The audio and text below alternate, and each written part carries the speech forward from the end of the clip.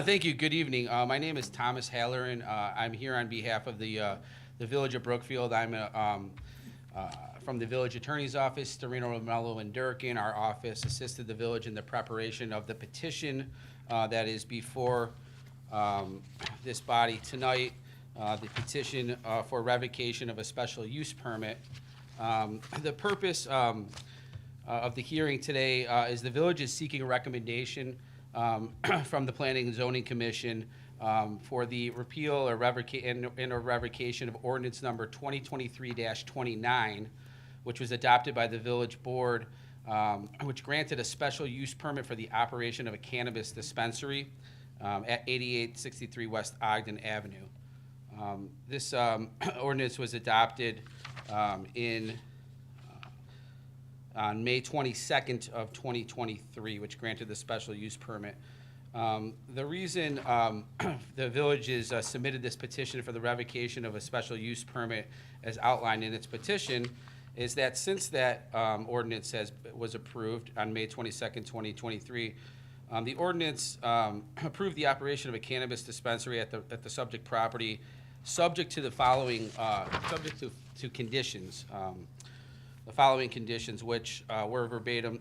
The applicant was required to eliminate the Ogden Avenue curb cut with a permit from the Illinois Department of Transportation prior to an occupancy permit being issued. The applicant being the 1937 Group, Ltd. The applicant was required to install a 6-foot high opaque wooden fence along the entire southern property line of the property. And the applicant was also required to work with the property owner to the east of the property to repair the fence and make such fence opaque or replace the fence on the eastern property line of the property to match the fence on the southern property line of the property. Since that time, the 1937 Group, the applicant, has ceased having an interest in the property. And prior to the time that they ceased having an interest to the property, they did not fulfill the conditions that were subject to the issuance of the special use permit. And since now the 1937 Group has no interest in the property, they can no longer fulfill those conditions that were subject to the issuance of the special use permit. Therefore, and it also is outlined in the village's petition, there's been no activity on this property since May of 2025. And on November 6, 2025, the Village of Brookfield sent notice to the current property owner that any building permits for construction have expired and have become invalid due to abandonment. So basically, due to the fact that this property has sat dormant for almost 3 years, none of the conditions that were subject to the issuance of the special use permit were fulfilled and no longer can be fulfilled by the applicant. The village is requesting a recommendation from this body, the Planning and Zoning Commission, to make a recommendation to revoke the special use permit granted by ordinance 2023-29. Questions for the village attorney at this point? So, I don't know if this question would be for you or for village staff, but at this point, who is responsible for providing for a safe, for lack of a better term, attractive condition to the site? I guess I'll defer to the village staff on that. If the question is relating to code enforcement, specific to the fence that keeps falling down, the petitioner has been cited several times. So anything that's health, safety, structural, anything that's property maintenance, code enforcement, that is for the village to cite it. It is always the responsibility of the petitioner to make sure that their sites are safe. Thank you. Other questions at this point? In review of the village code before bringing revocation up, was there thought or look into whether or not our village code says that special uses are personal or transferable?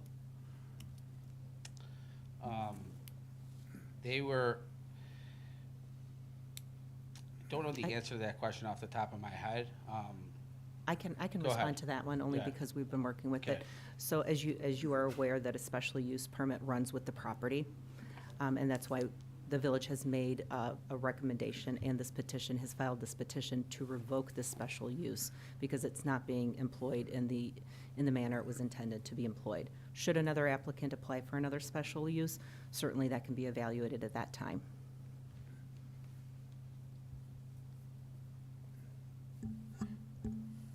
But special use runs with property.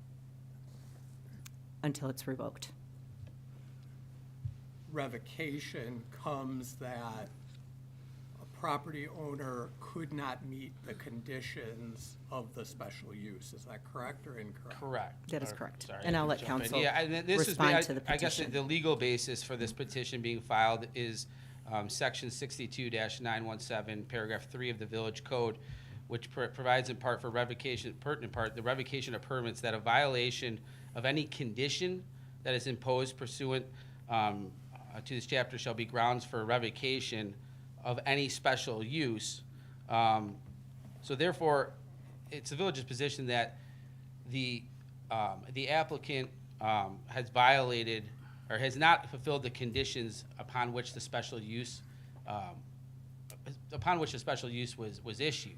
Those conditions that were attached to the issuance of the special use were for the applicant, again, to repair the 2 fences and also provide a curb cut prior to occupancy.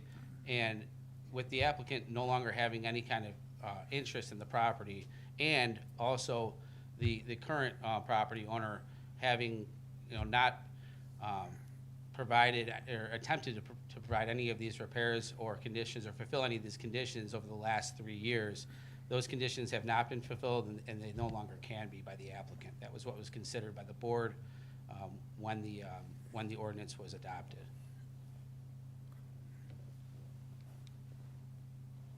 Other questions? I'll turn it over to staff then for what I assume will be a brief presentation. Staff stands on council's presentation, because Okay. they're presenting on behalf of the village. I'd also would like to note for the record, too, that this is a continuation of a public hearing that was initially scheduled for November 20th, 2025, upon which the service was provided of our petition to revoke to the property owner and a representative of the applicant. They were here at the last hearing date. I believe they asked for a continuance to seek legal counsel. The village had no objection to that time period, which was, again, November 20th, so it's been about just over 2 months. I have not received any notification or I've not been in communication with the applicant or the property owner, but village, staff Libby, I don't believe that you've heard from them either, correct? Correct. We've reached out to them several times, but haven't received anything back. There was some indication and discussion on that day that there would be a voluntary revocation, and that council would be contacted, but we've received no information regarding who that council is, or any further information from the respondent in this case. Correct, so we tried to basically work it out with them, for, like Libby said, a voluntary relinquishment of the special use permit, but we're unsuccessful in doing so because we just haven't heard back from them, so that's why we're proceeding today with our petition, the village's petition. Great. Anybody out in the public have any comments about this particular case tonight? Seeing and hearing none. It's time for the commissioners to discuss. Thanks for the presentation. Thank you. Comments, questions, other than what we already heard? So if I'm remembering correctly, the applicant is not the owner of the property? Is it 2 separate entities? I think originally it was 2 separate entities. Right, there's one entity that owns the building and one that was the applicant for the special use for a cannabis dispensary, and that is generally the way it's handled.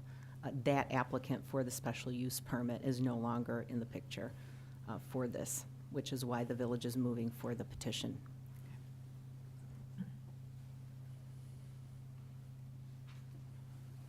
Other comments, questions? I can't believe I'm standing up for a property owner that is so derelict in their responsibilities. It truly pains me to do that. But in looking at this, to me, it seems like we are putting the village in a conundrum, in a legal conundrum, because Again, not an attorney, I'll say that first and foremost.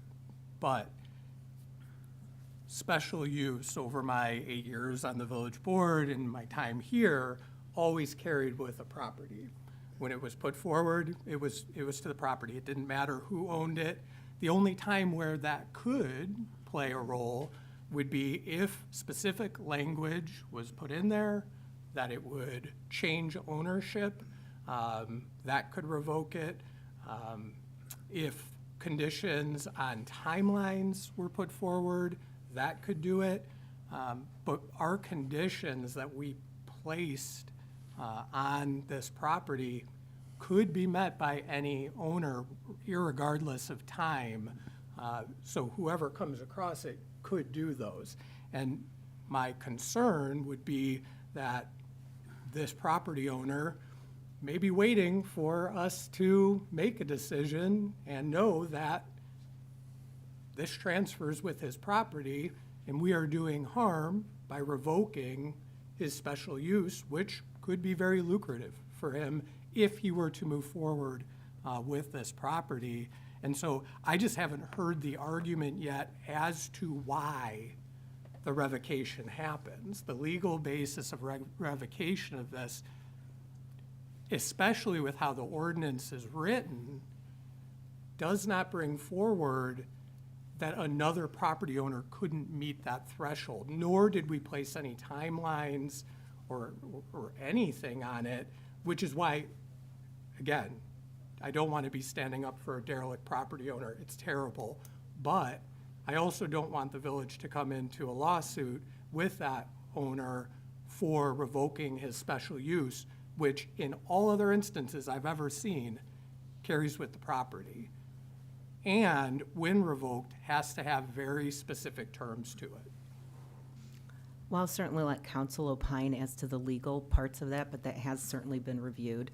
The village absolutely has a right to move for a revocation in an instance like this where conditions aren't met. And none of these conditions have been met. That's outside of the dereliction of maintaining the property. We have a plethora of code violations on this property that are continuously ongoing. And just in the last 2 years, there have been over 12 different times where the fence has fallen and it's been patently unsafe.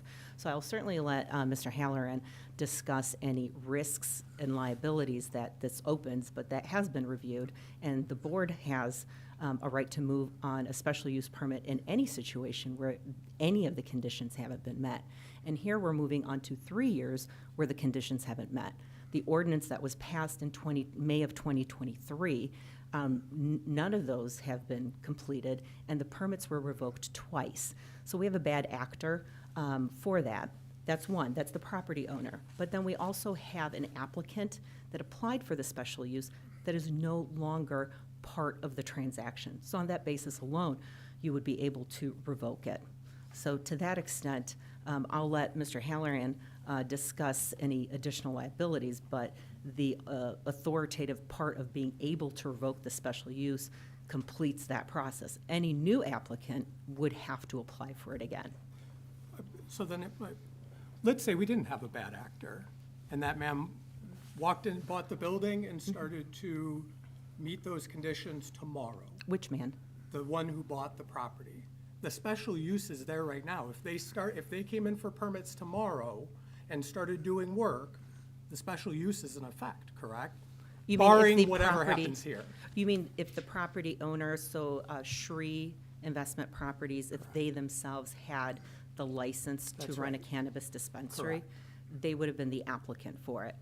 They're not the applicant. It's the 1926 project that But was the the property applicant for it. itself has the allowance to put that there. Yeah, they have the Correct. allowance to bring if there's another applicant that could stay with the property.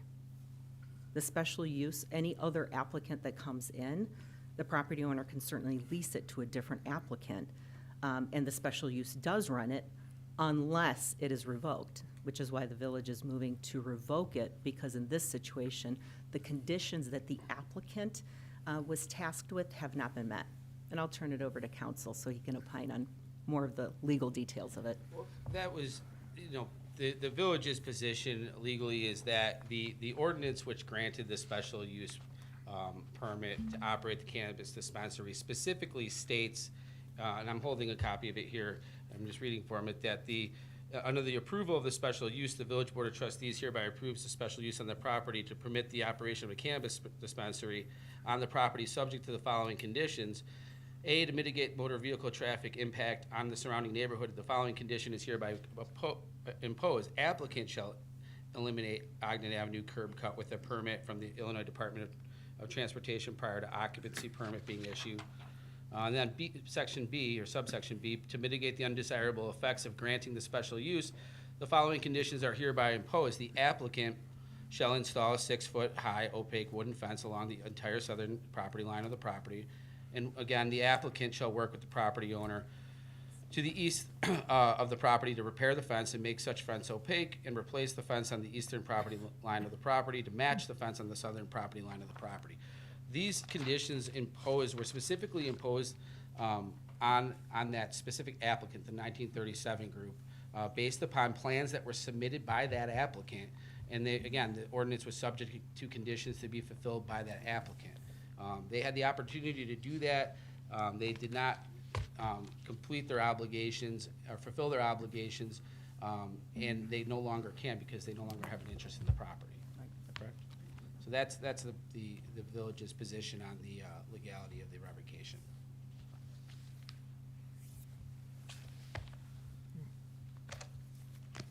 Other questions or comments?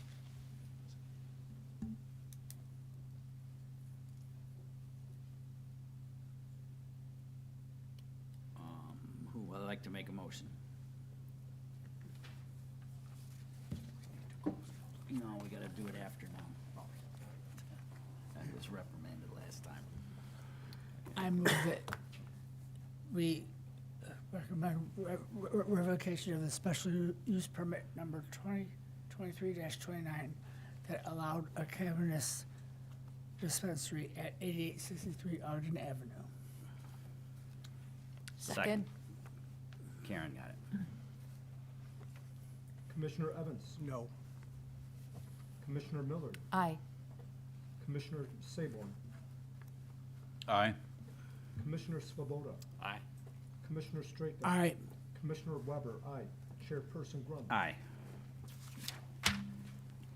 On to the next order of business.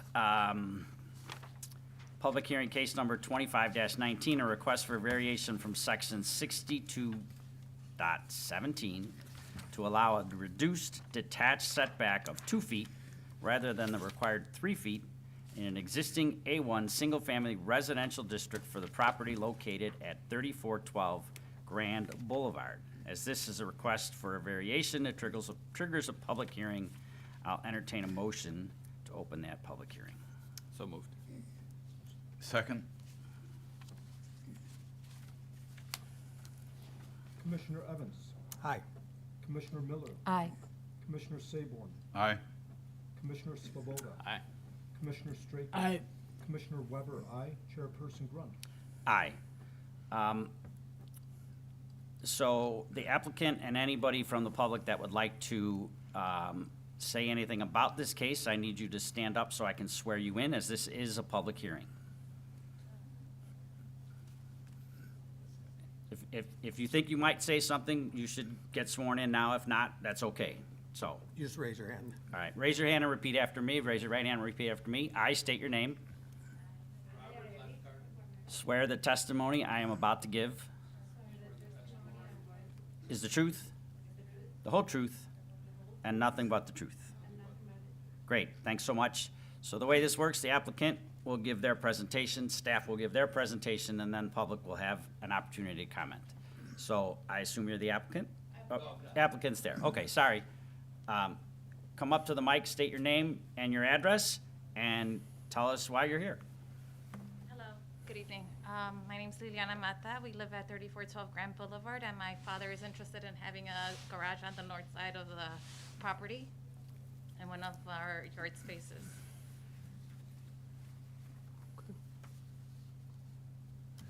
Questions of the applicant at this point?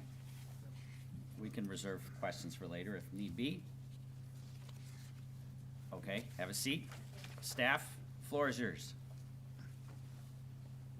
Floor is mine. Okay. As you said, the request is to go from 3 feet to 2 feet. That would be on the northwest corner of the property, or side of the property. On the left, you see the aerial of the site. It's kind of a funny shaped lot. And of course, on the east, it's a single-family A1 and single-family A1 all around the property. This is a picture of the subject property from Grand Boulevard. On the right side there, that fence, that's obviously, that's where they propose to locate the garage. The aerial photograph below shows the unique situation of this property, that the side yard of 3412 Grand is actually abutting the backyard of 3411, I think it is, Madison. And then you've got the other house on Grand Avenue to the northwest of that rear yard. Of course, here's a plan of survey I always put in there. You can see we've got about just under 18 feet on the southeast side and 28 or so feet, 29 feet on the northwest side. So looking to put a two-car garage on this property. It is a 3-unit property. I'm told that all 3 of the units are occupied by family members. But anyway, you can see that the yellow is the proposed garage. It's a 2-car garage. And you can see how the bay window, I'll say behind the garage, limits the location of the garage. So you got about 3 feet on the southeast side and the 2 feet, which is the subject of the variation on the northwest side. It's about 14 feet back from the property line in the front. So the interesting thing about that is that, of course, that's not enough room to park a car in the driveway. So that they'll just pull right into the garage. There won't be the ability to park there, as would overhang the property line and impact the sidewalk. The garage, they do have downspouts on the garage. Originally, we said, well, obviously, when we look at the building permit, we want to make sure those downspouts aren't directed towards the property line and being only 2 feet away. You'll hear tonight, I suppose, from some of the area residents that there's propensity for some flood situation to the northwest of the property. And I don't have it here. Oop, I went too far. There we go. So we had said in our condition that we have to look at that when the building permit comes in. They did apply for the permit originally, and of course, we found they needed the variation. Talking to the building and the engineering staff, there will be a dry well required should this eventually be approved by the village board. And they will take special concern or special look, as they always do, on drainage. Of course, we all know that the drainage statutes prohibit any more water to go to your neighbor's property than there already is. Hopefully, we can make the situation better should it be approved, but that is a real-life question for this property. Getting to the end, we have the standard variation issues. I think the staff is of the opinion that they do meet these conditions. They had the written text in your application packet. It is a unique property with the east and west sides, or northwest and southeast side. Being the only place on the north side you can put it, the bay window causes problems. And then, obviously, the 2-foot variance, there's just not that much room on the north side. It's easier access from the street than the alley in the back. And we recommend approval subject to the conditions in the staff report, and of course, the engineers and the building officials looking at their drainage situation. And that's what we have. I have a couple questions. Can you go back to the site plan with the new garage location, please? Oop, there it is.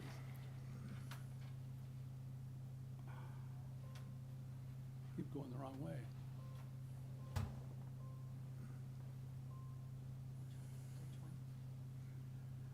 Keep going. One more. That There one. you go. So I looked at it, I'm assuming the lot, if you want to call it a lot, to the northwest, in that corner, that's a non-buildable lot? Up No, No. the house sits on Madison Street. Okay. But where the 2-foot setback they're asking for on the garage is on the northwest side. Correct. So what's next to that? The garage rear house. yard of 3411. Okay, the rear, That is- okay, got it, Right. okay. And But that's, there's no structure or garage or anything there now? No, sir. Right, okay, all right. And then, I heard you correctly, you said a dry well will be required. Right, anything over 300, if we're adding anything of 300 square feet or more, there'll be a dry well required. Okay. According to our building manager. Any other questions of staff at this time? You sure can. I'm actually more concerned about the curb cut. I was under the impression that we weren't granting curb cuts any longer for properties that have alley access. So I guess that's my question. Why is the curb cut being considered to grant? Guess I'm not familiar with that. I do remember when we enacted that on the board, it was properties, I believe it was, that did not have 8 feet of accessible access from the alley, but I'm not sure this meets that condition. That you could then have a curb cut if you didn't have that ability from the alley. Well, this property definitely does have, And I- definitely does have access to the alley. Is that what you're saying? Okay. Yeah, I'm saying that the ordinance that we had put into place was, because we had said no more curb cuts, and when it went in, it was, there may be properties that come up that do not have a certain footage to get in through the alley, and if that occurred, then you would have the ability to have a curb cut put in and access from the street then. It could be there's a light post at the rear of the property, on what would be the right-hand side in the alley, that would affect the ability for alley access. I do see that. Yeah, that is, there's that light pole there, and I do recall talking to the applicant petitioner and saying, you know, so you could be coming from the back, and they had concerns with that light pole. I have a question regarding the front face of the garage and its alignment to the adjacent garage at the property just to the northwest. Is the village's intent to have that aligned? So at the existing garage to the neighboring property to the north, is the new garage going to be in alignment, the front face? Okay, trying to follow. Yeah, I think the house is about 14 and change back from the front yard. And the proposed garage is the same. As I said, you can't really slide the garage back much further because of the bay window on that side of the house. It would be great if the bay window wasn't there and the garage could be set back further to allow cars in the apron, or not in the apron, in the driveway. But the bay window prohibits that with the two-car garage. Also take up more green space. If you made the driveway longer, you'd be giving up more green space. I couldn't hear you, I apologize. I'm sorry. They would not meet green space requirements if they had more driveway. Oh, that's true, and they're right, I should have said this, they're basically right on the minimum green space, and so there is some parking off the alley already, and they're taking some of that away to get the enclosed parking spaces and meet the Right. minimum green space. So it's accurate to say that exclusive of that power pole, though, like you said, there is already parking off the alley behind the house. By my count, it's like 42 feet of alley access there that is not inhibited by the power pole behind the house. Right. I suppose the other side of the coin is that if we it's a 3-unit building, and if you have 1.25 cars per building, or excuse me, per dwelling unit, you know, you need all those parking spaces. I originally looked, when I first saw this building, it's a single-family home, and they say, hey, no, wait, there's three actual units in there.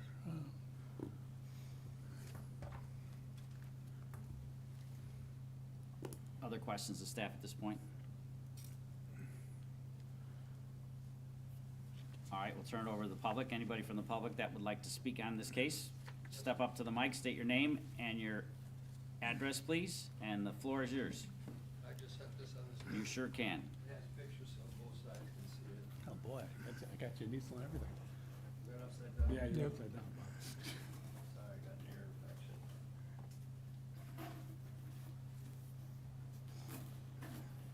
And then I have a packet of papers. I have 2 extras if anyone wants them with the same pictures. And it's Is that kind of, good? You can see them all? yeah, it's fine. And then I had a quick, I'll sign in. But can you show me that light pole you're talking about? It's on the Plata survey. It's in that corner. What corner? On my corner, or right next to my house? Yeah, it's kind of like if you come in past your home from Madison, right where you take that angle down, it's right in there. Yeah, that's the one that we all drive by. Yeah. That park in that alley, Yeah, and there's a bunch of us. yeah. So I don't think that's a valid reason. Either way, my name is Robert Lenkart. I'm an LCSW, and my address is 3411 Madison Avenue. Neighbor. Went to Lyons Township, went to Dominican, went to Loyola, worked at Hinsdale Hospital 30 years, retired.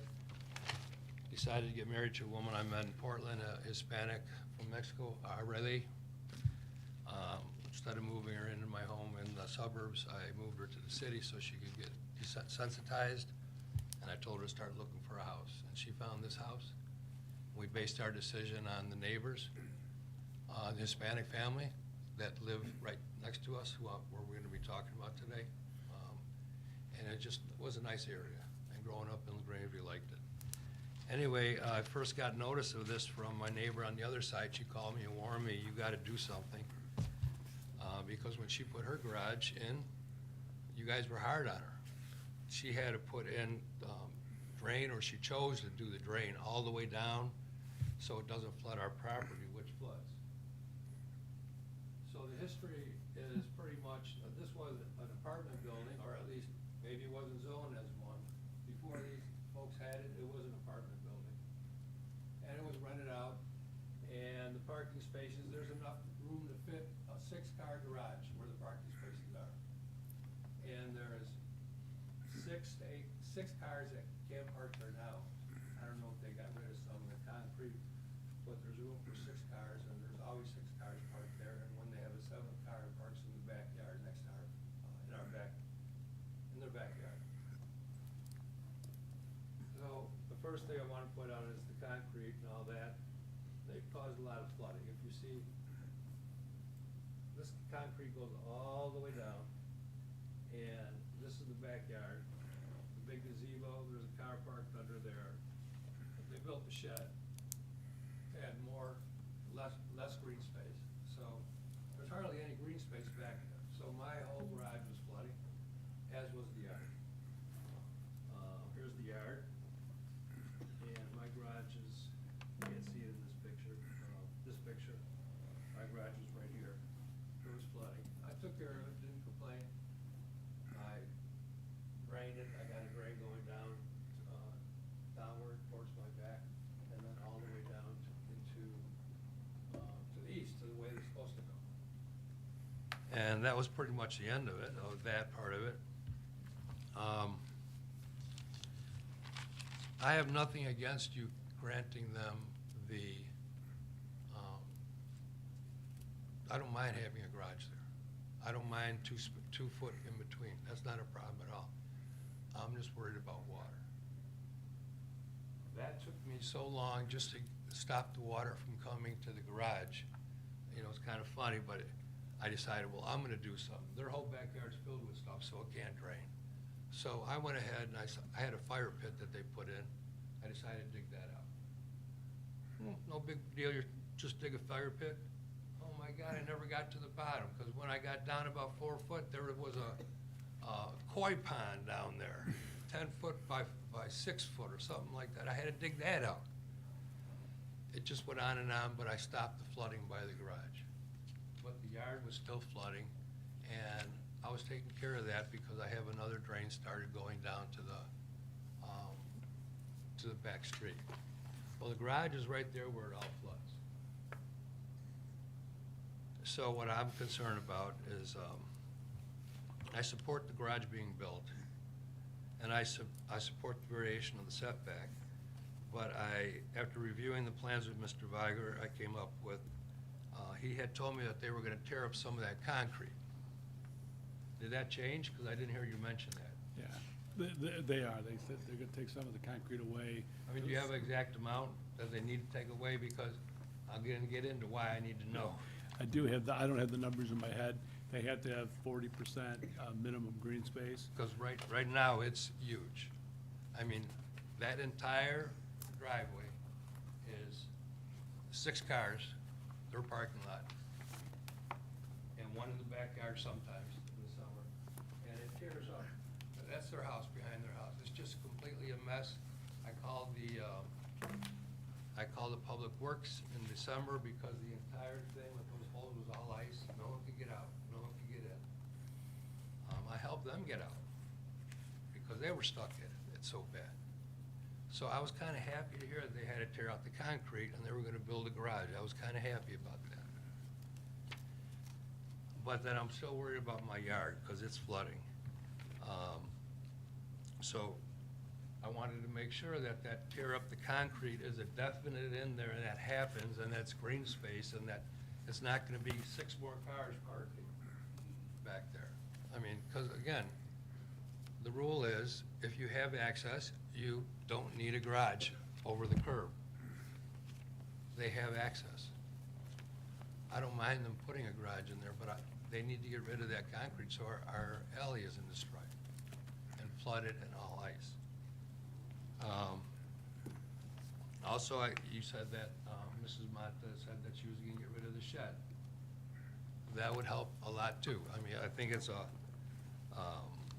non-permitted shed, but it's there, and it helps cause the flooding too, in addition to the gazebo, the cars, and all the other stuff. My property is not in a floodway, but a flow diagram is needed, and you had said that possibly you would get an engineer involved. And I'm happy with all that, and I'm happy with the tank being built.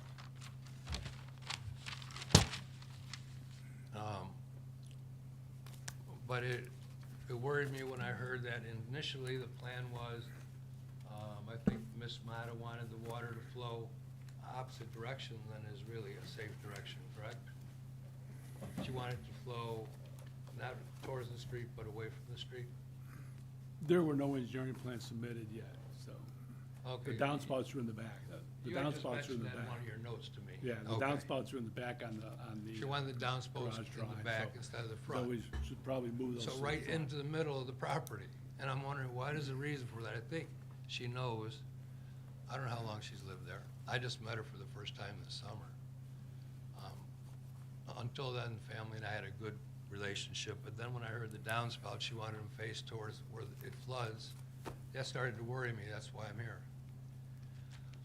We like the family, but as a neighbor, you lose trust in neighbors who do what they want to without either the legal right to do so or without thinking about what may happen to others.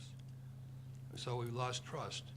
You know, after, when I met Lily, we had just built the fence, and we asked to speak to the mom about washing our sides of the fence in the garage.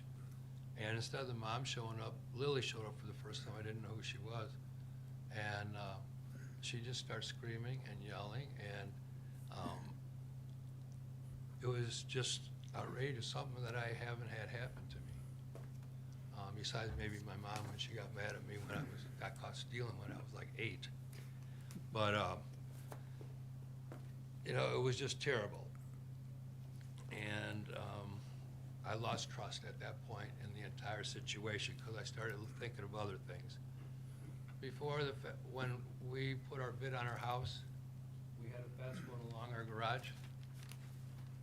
30 days later, when we moved in, no more fence. Mrs. Mata, the mother, said, the workman took it out. I called the workman. The workman said, we didn't take it out. I don't know who took it out. But in its place was a fence that's illegal all the way on my property. That's all my property. I mean, there's 20 inches of my property right there. Completely illegal fence.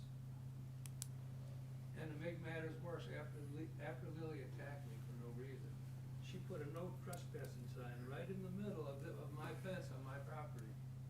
And then another no trespassing sign on my other side of my property, on my property. She moved them within a few days, but they were there. She was just, I lost trust. And then, so this wooden fence is put up with no permit because it can't be encroaching on my land, 20 inches. The wooden fence on the other side is illegal because it's face-to-face with another fence, which is illegal in this town, correct? And then their other fence is illegal because it encroaches into my space. It's not my land, but it's my encroachment area. You know, how far the fence goes from your property.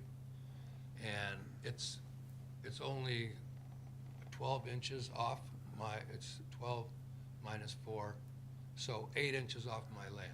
And I think it's supposed to be farther than that, correct? The fence? I believe We're not here to fences answer can be that on- question, sorry. Okay, well, I know Staff- that. I mean, the building department has to I answer know that when I question, had. ultimately. Go ahead. Do you know the answer? No, I was gonna say, I don't believe the zoning ordinance doesn't require anything, and just as a, That the person signs it that owns it. well, yeah, and I was gonna say, generally, a fence contractor will put the post 6 inches off the property line, and then, don't slap me for this, you know, the building inspectors don't verify the property lines. But the building department does tell me there was a fence permit for this property, so I didn't find it yet, but they tell me it's there, but I just haven't found it. But I yet. did explain to you that it's all the way out, 20 inches on my property, and it's face-to-face on the other side. So, already this mess is, the parking vehicles in the backyard, a shed built, the fence. Lily verbally assaulted me for no apparent reason. Next time I know, her mom called and said she wanted to talk to me. I went out there with Lily again, wanted me to sign a paper. I asserted I did not want to talk with her as I was uncomfortable with her prior attack, and hoped she would please tell me why I got her how I got her upset, and then to please apologize for me. And when she would, and I just walked away. So after losing the trust, and I just told you the reasons why, I'm hoping that if you approve this, that the village makes sure that the concrete is removed and stays away. It's not just removed and then cars are parking there, or it's not removed at all. Someone needs to make sure that that's done. And that the shed is gone, because I need to save space. I already got rid of some of my stuff. I just sold my gazebo too. I don't even know if it was permitted. It was on the property when I got it, but it's brought and it'll be moved out in the spring. I'm trying to say, because that flood is pretty bad. I mean, that's 3/4 of the yard, and it stops right at their fence line where they're building the garage.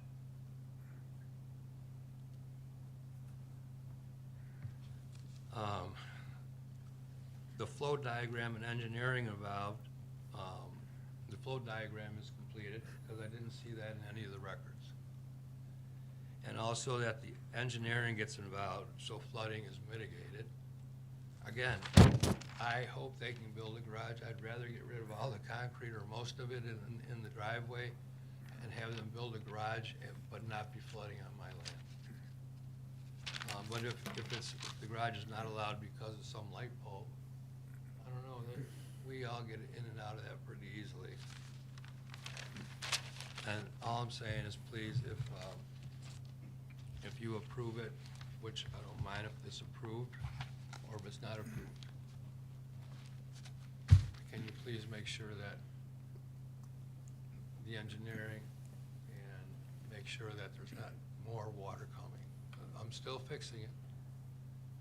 We brought an old house. I told my wife we have to tear it down, and she wants that house the way it is. So I just been working and digging trenches, and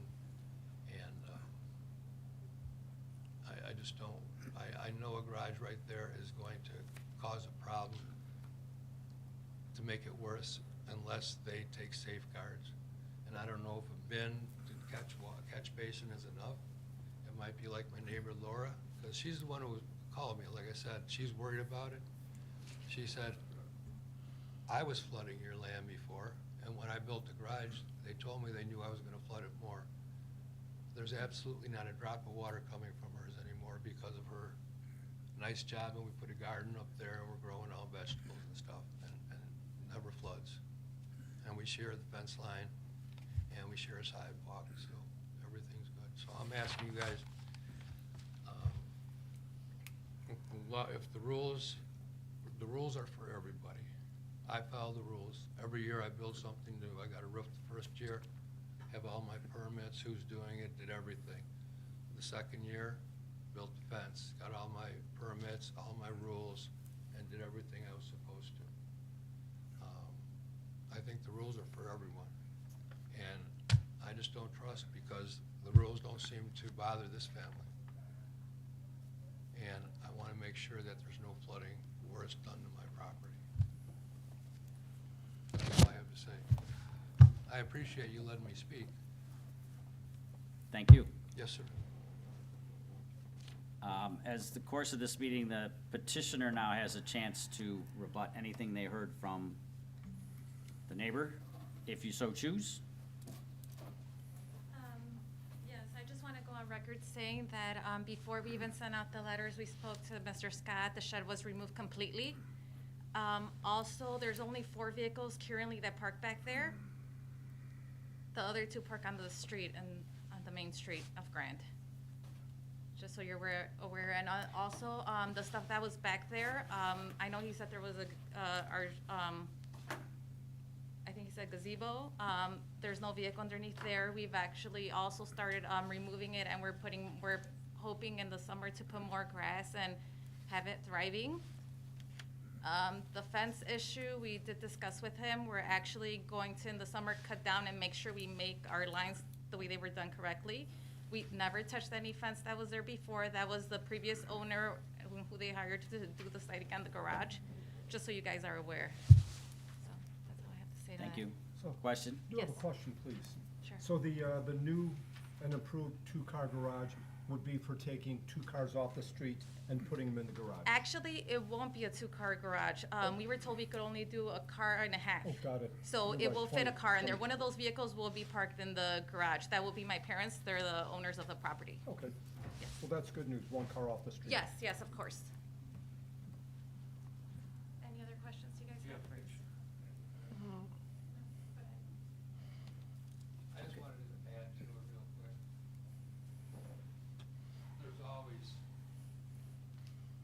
There's always 5 vehicles back there, including one big van that's as big as 2 vehicles. I mean, it's a big business van. It's huge. It's not just a van. It is a business van and then another business vehicle also. So, only 4 cars there? Not true.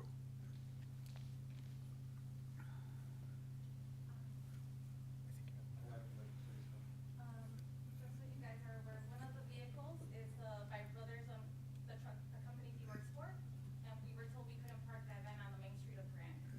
And then the other company vehicle is one that I drive. It's a small SUV, a Ford Escape. So that one I have been parking in front of the street, and I got the sticker from the suburb here. So that does have a sticker, and that goes in the front. Come right up.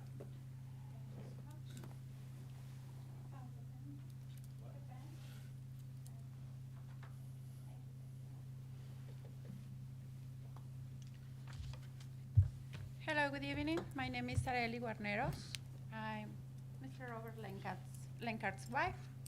I am a co-owner of the property located at 3411 Madison Avenue here in Brookfield. very honored about it.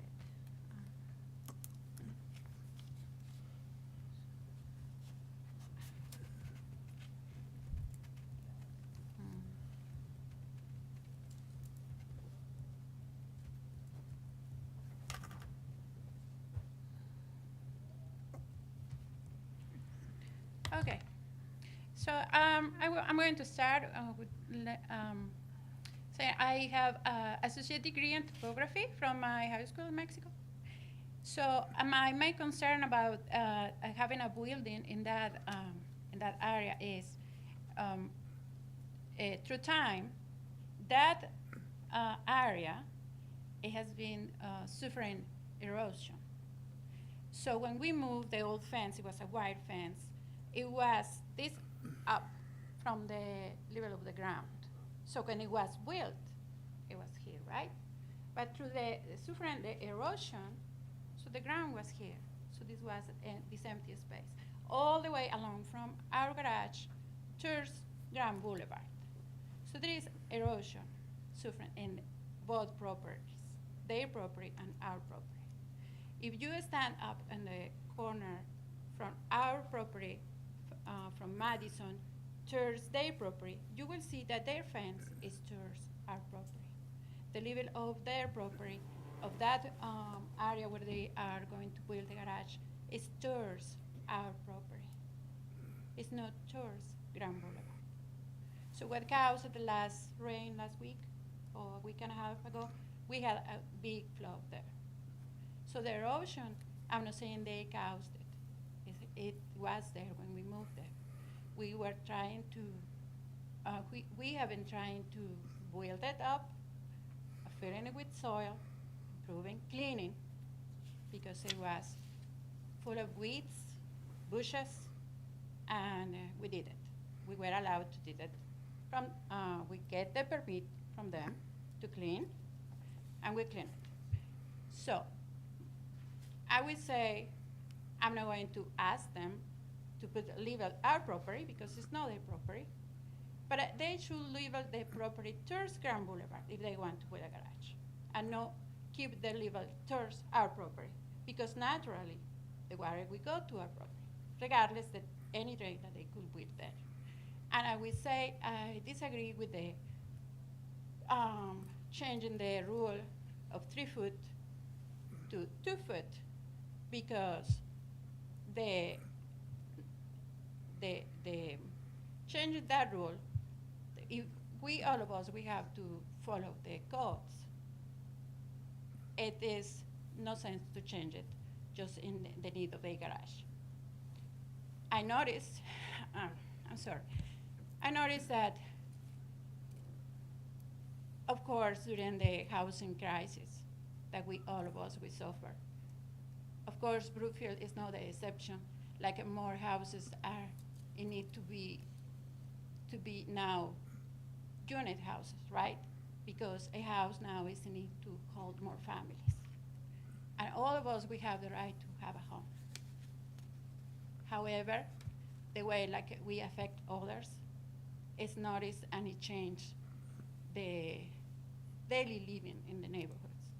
Like right now, in our, on Madison, corner with Washington, we have a building there, which is a unit building, and we have cars parked in both sides of the street. Apparently, we can fit. If you go there, the cars parked there at both sides, they lost their mirrors because there is no room. So, I understand if they have the intention to no keep adding cars just because they are going to have now a parking garage. I understand the need of elders to have a safest place to park their cars and to live better with the elements. But I will say that I will ask the level of that property be leveled towards Grand Boulevard and keep the rule of the 3 feet apart of the property line. That is the only thing that I have to say. Thank you. Anything else at this point from the petitioner or the public? So again, for those of you who have not been with us, once I close this public comment portion, then you have to listen to us. Can't speak anymore, all right? So, speak now or ever hold your peace. So with that said, I'll entertain a motion to close the public comment portion of the hearing and open up to the discussion to the commissioners. So moved. Second. Commissioner Evans. Aye. Commissioner Miller. Aye. Commissioner Sayborn. Aye. Commissioner Svoboda. Aye. Commissioner Straka. Aye. Commissioner Weber, aye. Chairperson Grund. Aye. I'll start. I only have, I should have said this earlier in the meeting. We are in an advisory commission here. So we just advise the village board. The village board makes the final determination. So whatever action is taken here tonight, they make the final call. I just want to point out that the reason for this meeting is for a variation for a setback of, instead of 3 feet, 2 feet for a garage. That's what we're here for, to discuss. I appreciate all the comments that I've heard. Many, as I'm sure my fellow commissioners will attest to, are similar to the condition where I live. My yard floods. I have a 3 flat across the street from where I live. I can never find a parking space in front of my house. So I appreciate all of that, okay? But what I heard and what I know and what I've seen in the report from staff is a dry well will be required. That has to be engineered. So somebody from the staff or the engineering staff will determine how big that dry well has to be. I'm glad I heard that when your other neighbor built a garage down the street, they had to do water mitigation, however they did it, and it worked. I would hope that if this is approved, it would work. 40% green space is what has to be done. It's in the write-up. The shed comes out. It's in the analysis, has to come out. I appreciate the whole fence issue. It's a whole separate issue. It's not really for us to determine. If that's really an issue, you can go to the building department, see if they can work it out if you can't work it out with your neighbor. That's it. Who's next? So based on my memory, now that the shed has been removed, they could not build a new shed. A new shed in that backyard would be off the plate altogether. I think only if we made it conditional and/or they exceeded the 40%, right? Right, they They're had, pretty close at now. the shed, I believe, is about 6 by 6, 36 square feet, right in there. And they had said they were gonna plan on removing the shed should they get the garage. You know, anything in the shed would go in the garage. And so that, we were doing the calculations, about 300 and some square feet, 300 square feet has to come out of the asphalt concrete in the back, and included the 36 square feet for the shed. So to maintain the 40% green space, they couldn't put a shed back in, Correct. even if they're under the square footage.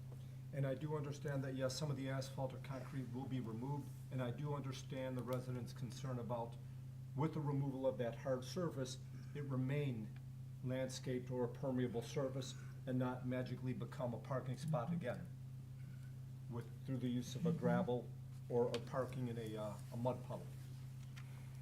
So if we could enter that as a condition as well.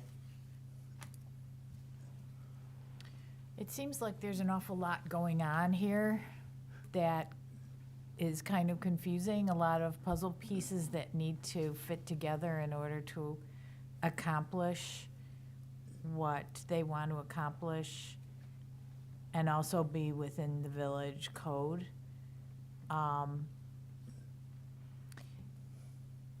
And I guess my concern again is hearing about all of the cars that are being parked in the back. And if some of that asphalt or concrete is removed in the back, what's going to prevent that parking from returning? And some of this is probably not the purview of our commission, But as I said, it seems like there's an awful lot going on this property that the village needs to look at.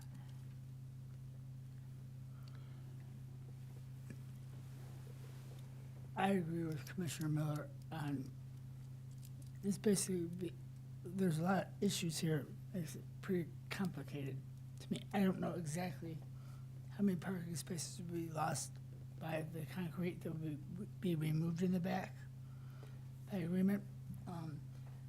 Remember also, if you have a 1.5 car garage, you can only park 1 car in it.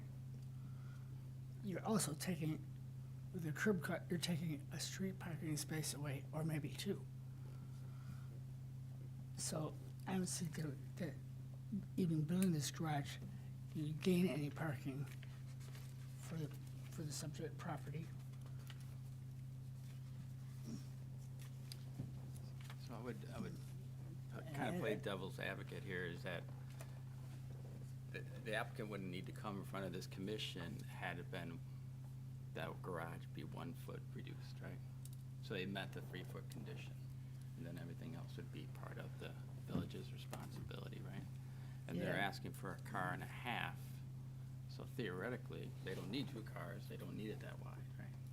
We could ask the applicant to see, can it be reduced with that 1 foot?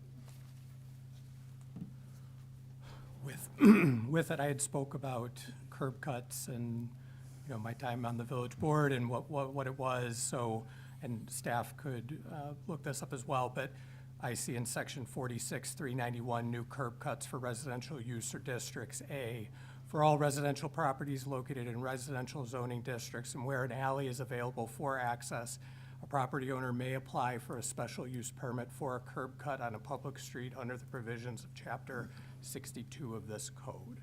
So this would be a new curb cut.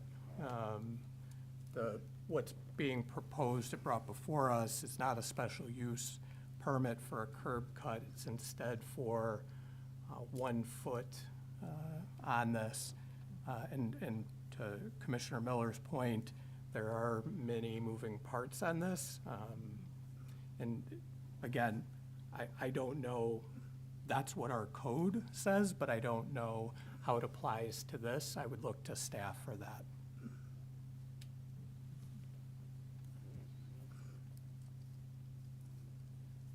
Any answer? I'm not necessarily familiar with chapter 46, that's. I'm just, Yeah, so I'm it's a on public works Muni chapter, code, right? so Municipal We'd code have to and. check and see. I couldn't speak with any authority on that off the top of my head.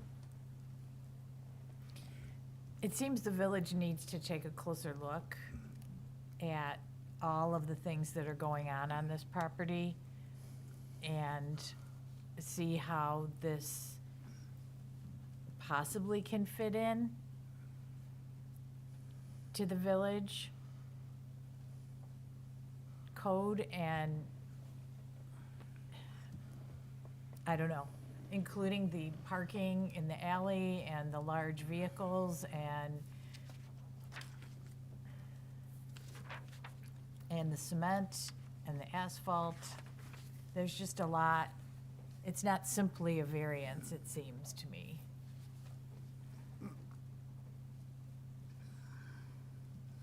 I have a suggestion. Because I was involved, as everybody, I think, on this commission, maybe Commissioner Sanborn maybe was not, but I'm sure he was at the meeting where we discussed the whole trying to prevent the curb cuts on the streets.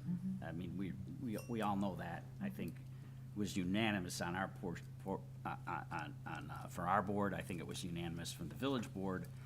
So I would say let's have staff take another look at this, because to your point, Eve, if they came back and said, well, we could do a smaller garage, we'll do a 3-foot setback, but if the curb cut negates that, then we're back to square one, right? So then they'd have to come and get a special use, or they build a garage in the back and come in off the alley, and then we're done.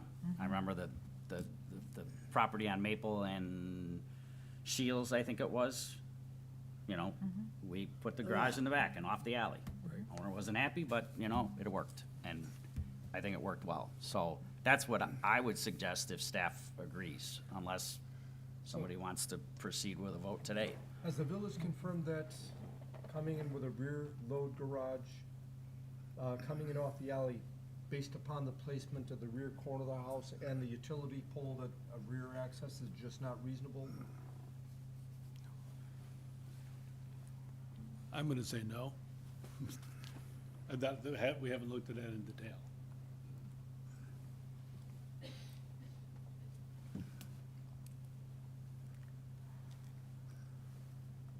I mean, with maybe no answers around curb cut, and if this property would have to apply for the special use, no listing of, on any of these plans about the approach that would be coming, which the curb cut itself could be no more than 16 feet in width anyhow, coming off, which would be fairly standard. It's not our purview, but where does the 40% come in, and what is the actual square footage of that concrete that needs to be removed? I think all those things are fair to continue for the applicant, so that they can continue on the path to acquiring what they need, but it's not a complete application.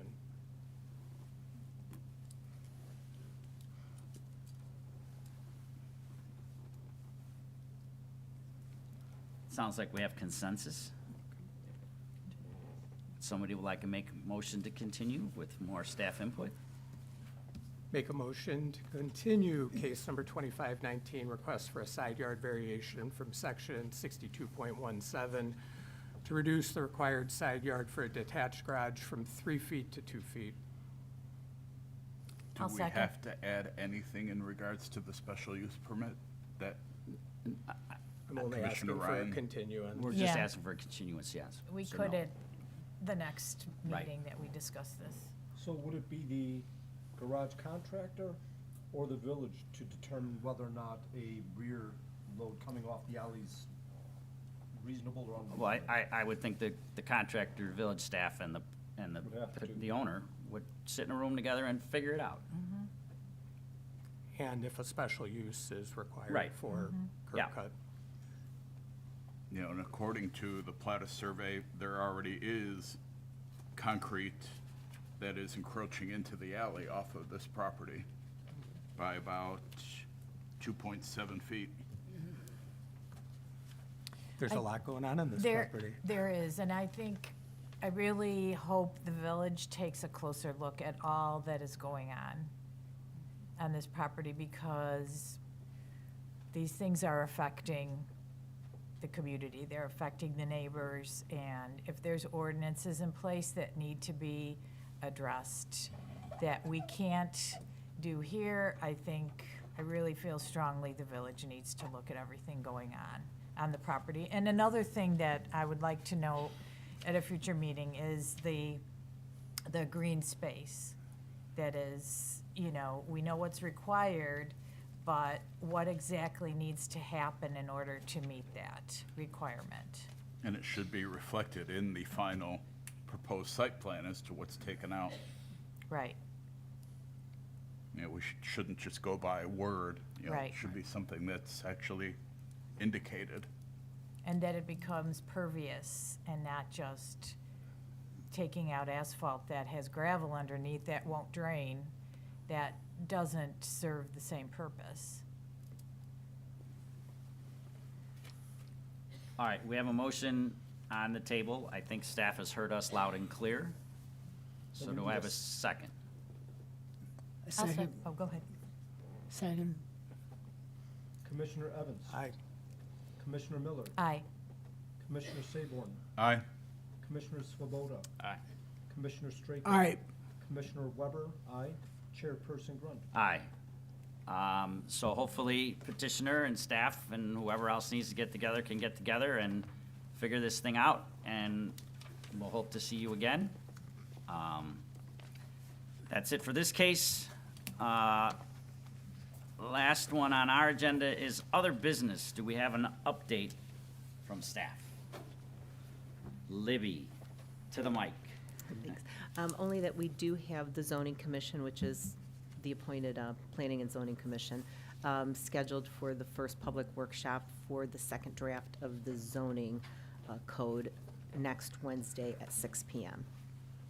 Should we talk So about it's just- that now? Are we comfortable with that? Because I heard some rumors that people might need more time. Are we good? I did talk to trustee Hendricks, Oh. who said that some of you might need some additional time. I will be taking that to the village manager's office to get some additional advisement for that. And then we'll talk to the consultant as well to see what her schedule is. Okay, but right now, it's scheduled for next Wednesday at The 6 first, PM. yes. Unless we So hear at least a otherwise. portion of it, correct, yes. Okay. We're still scheduled for next Wednesday. I think the discussion that we had was perhaps we could look at the big issues in this first meeting and maybe the first several chapters, something like that, so that we have a distinct section of the code to look at rather than the idea of tackling the whole thing at one meeting. It's a good Yep. idea. See if the, Yes, as our village president stated, we could take as much time or as many meetings as required Right. to choose the right Yep. way. So next Wednesday will be a good start. It will be. Great. Anything else, Libby? That is all. Or Scott? Great. It is now, I'm gonna say 8:16.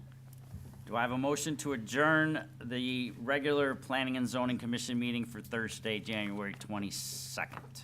So moved. Second. Who's second on that side? Commissioner Evans. Aye. Commissioner Miller. Aye. Commissioner Sayborn. Aye. Commissioner Svoboda. Aye. Commissioner Straka. All right. Commissioner Weber, aye. Chairperson Grund. Aye.